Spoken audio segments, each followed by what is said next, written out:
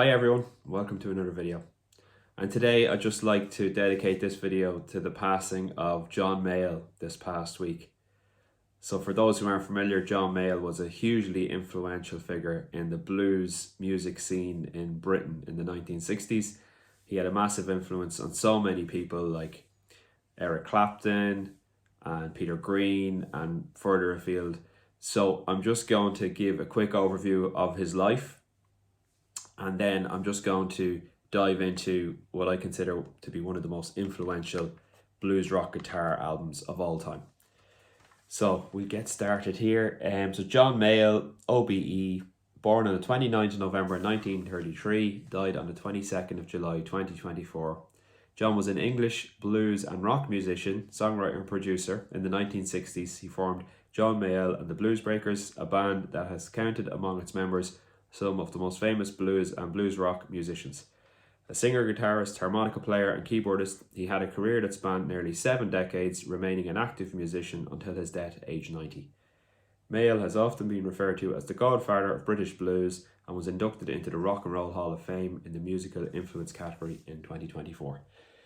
So there is a video that Eric Clapton recorded on his official YouTube channel. You can search it up when you get a chance. And Eric basically talks about his relationship with John. It's a very heartfelt message, and he speaks about how Eric Clapton was in the Yardbirds. The direction that they were going in obviously wasn't the way he wanted. He wanted to go into more of a blues style. The Yardbirds were veering more towards pop. So Eric decided to leave the Yardbirds, and he was a little bit lost, and John took him in, and he actually lived in John's house for a period of time to help Eric get back on his feet and figure out what Eric wanted to do with his career and with his life.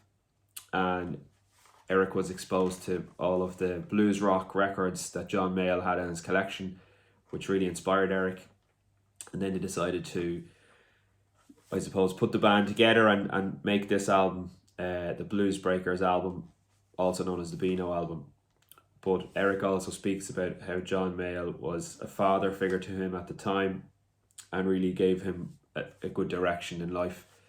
John was, I think, 10 or 11 years older than Eric, so definitely could see he was majorly influential on Eric's life.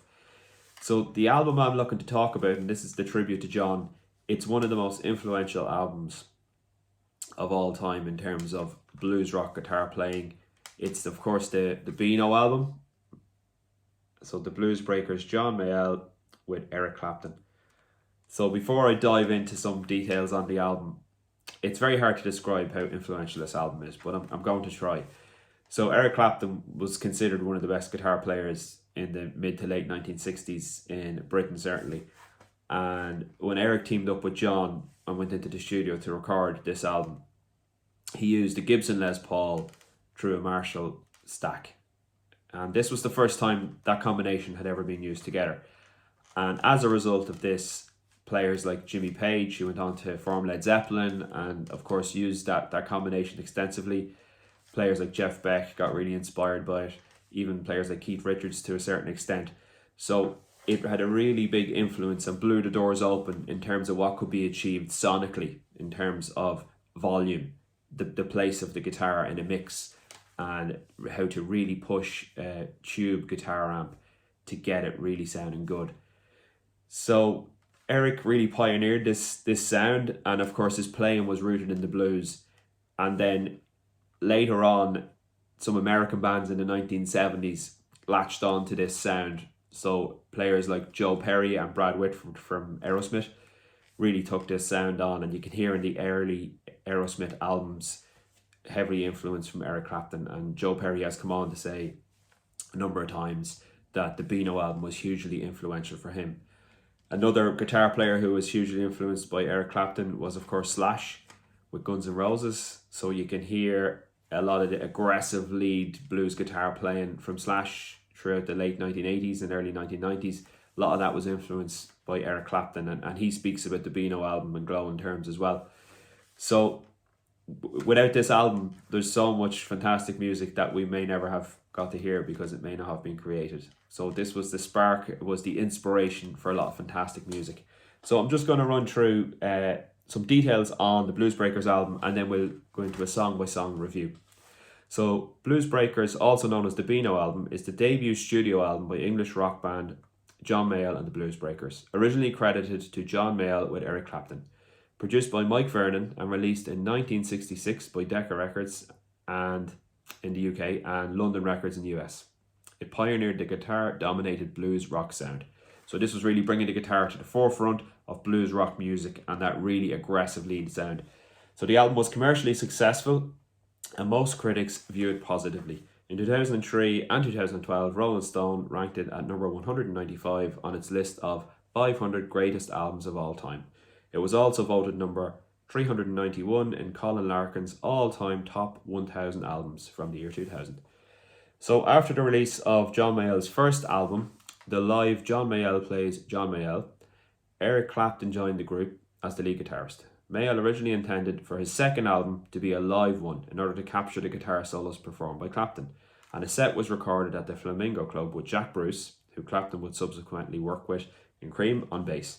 The recordings, however, were of poor quality and were not used, although one song, Stormy Monday, was included on Mayall's retrospective Looking Back, released in 1969.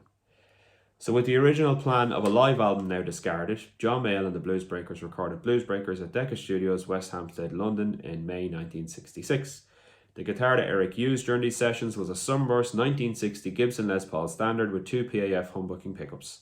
The guitar was stolen in 1966 and its whereabouts remain unknown. However, blues rock guitarist Joe Bonamassa claims to have been told the guitar is in a private collection in the eastern United States. Bonamassa also asserts that the guitar is a 1959 rather than a 1960 model. The guitar became known as the Bluesbreaker of Beano Les Paul, and a replica was issued by Gibson in 2012.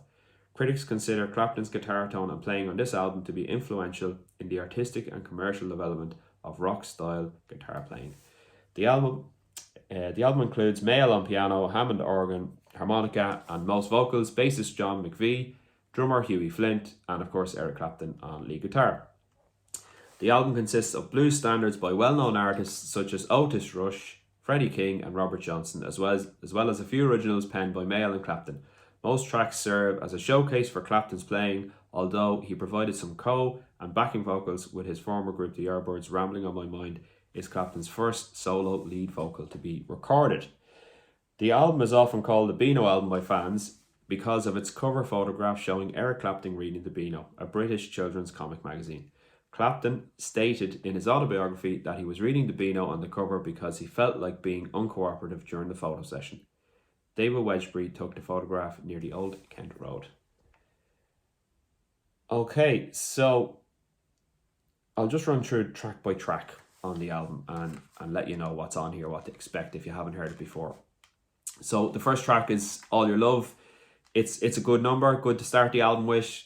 Originally written by Otis Rush, who was a massive hero to John Mayall and Eric Clapton.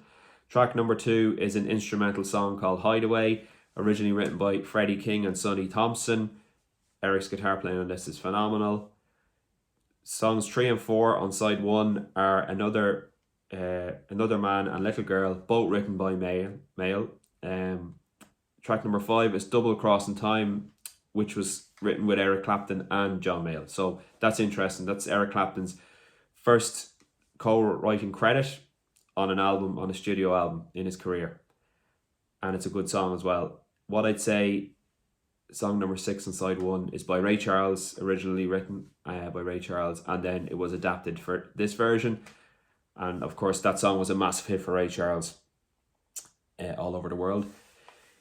Side 2 then, the first song is Key to Love, which was written by John Mayall, and then number 2, Parchment Farm, written by Mose Allison. Song number 3, Have You Heard? John Mayall wrote this song, but the guitar solo from Eric Clapton is absolutely blistering. If you get a chance to listen to that and you love lead rock guitar or lead blues guitar music, certainly that's one to watch. Song number 4 on side 2 is Rambling on My Mind. So this is actually a Robert Johnson song. Eric Clapton was a huge fan of Robert Johnson throughout his whole career. He's released albums which have been all Robert Johnson material, re-recorded in Eric's style. and he's included covers of Robert Johnson songs throughout his whole career. So a massive fan, and he decided to sing on this song, Rambling on My Mind. So this is what was mentioned earlier. First time that Eric Clapton ever came to the fore as a lead vocalist. And it's great. It's a great piece of history.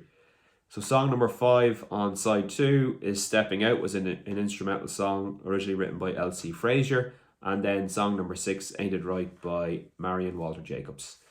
So all in all, it's a great album. If you like heavy lead guitar music and blues rock music, this is definitely going to be something you'll like.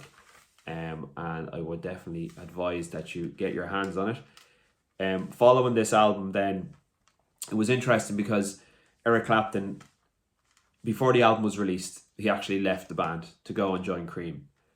So the album was released, the album became a massive hit, but Eric wasn't in the band anymore. And he was actually replaced by Peter Green.